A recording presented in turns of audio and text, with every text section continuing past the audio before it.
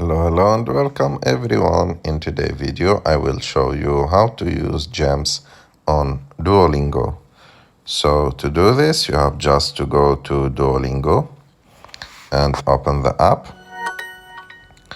and after that go and click on the gems icon on the top of the screen. And to use the gems you can buy them like a lot of things, like boosters, like chest, like this. As you can see, it gives me like boost.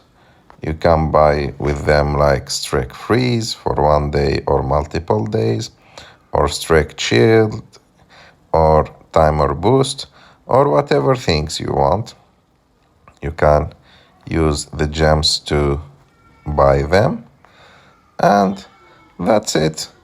I hope that you like this video. If you like this video, don't forget to subscribe to our channel, to like this video, and see you in the next one.